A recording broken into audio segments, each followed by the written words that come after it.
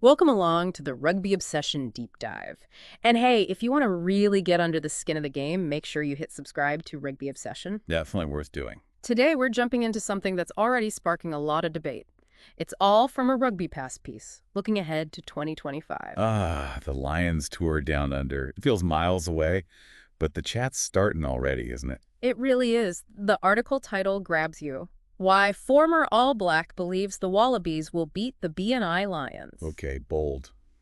That's Stephen Donald, I'm guessing. That's the one. Stephen Donald reckons the Wallabies have got the goods to take the series. Interesting.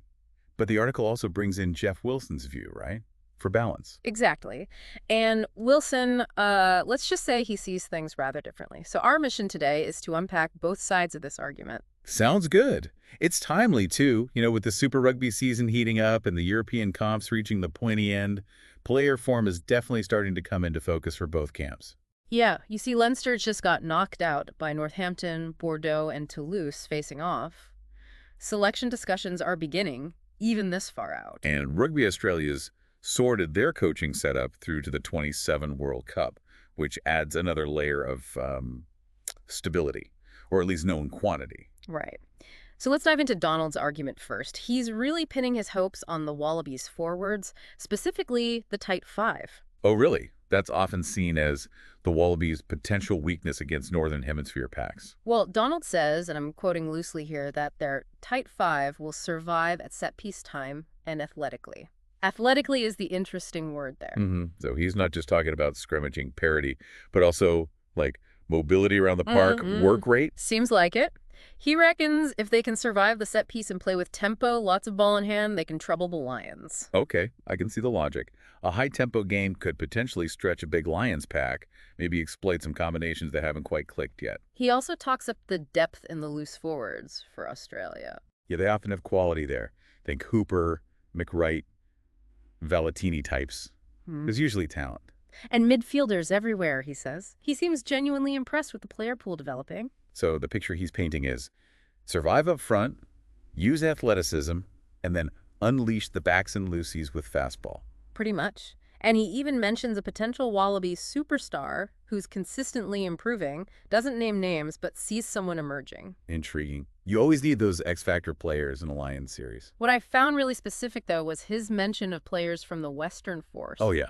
Historically not the biggest Wallaby contributor. Exactly. He flags Harry Potter, Carlo Tizzano, and Ben Donaldson as guys who could really boost the squad alongside the talent from the Brumbies, Reds, and Taz. Tizzano's been having a great season, hasn't he? Lots of turnovers.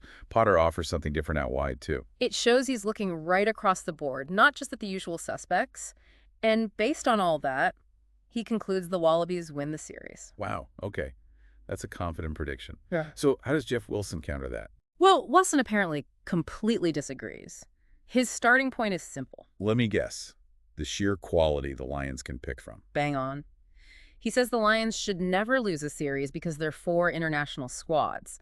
Hard logic to fault on paper. It is. The potential combined strength is just immense, isn't it?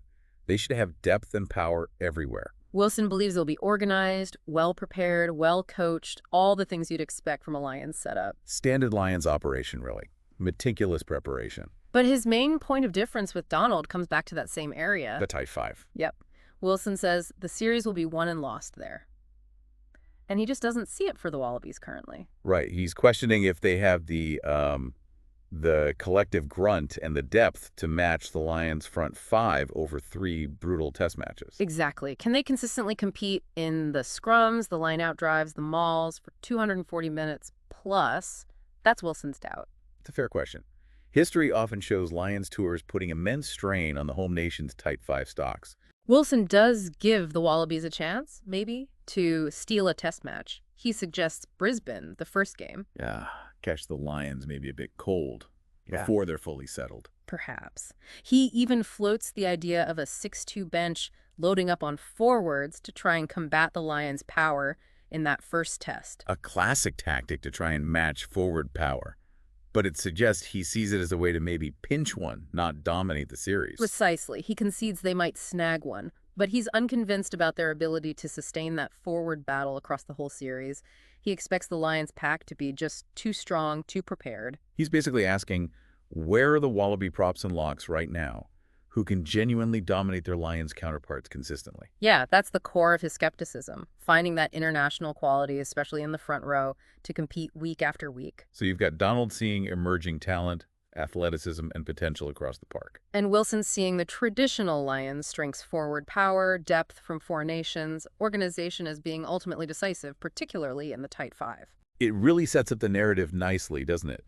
Two very different ways of looking at the same contest. Absolutely. And look, if you're finding this breakdown useful, just a reminder to subscribe to Rugby Obsession. We do these deep dives regularly. Yeah, definitely hit subscribe. So it boils down to potential versus pedigree, almost.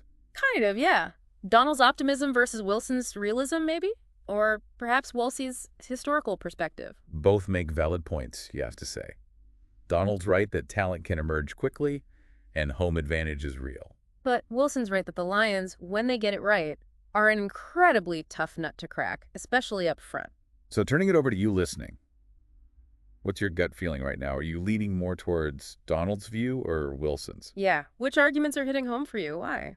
We're genuinely interested. Do you see that Wallaby talent Donald's talking about really stepping up? Or do Wilson's concerns about the Type 5 seem more realistic based on what you're seeing? Let us know in the comments. Seriously, share your thoughts, get the conversation going. We love reading them. Absolutely. Your insights add so much to this. What are the specific players or trends you're seeing that make you lean one way or the other? Okay, that just about wraps up this Rugby Obsession deep dive on the early predictions for the Lions Tour in 2025. We've explored Stephen Donald's quite optimistic take on the Wallabies' chances. And contrasted it with Jeff Wilson's more cautious, perhaps traditional perspective, focusing on Lions' strength. Who's right? Well, we've got a while to wait until the actual games. That's where the real answers lie. Indeed. We definitely encourage you to follow the build-up over the next year or so, watch how players develop, and keep sharing your own predictions. It's going to be fascinating to track. Thank you for listening to the Rugby Obsession Deep Dive. We really look forward to you tuning in for our next episode. And yeah, one last time, don't forget to subscribe to Rugby Obsession so you catch that next one.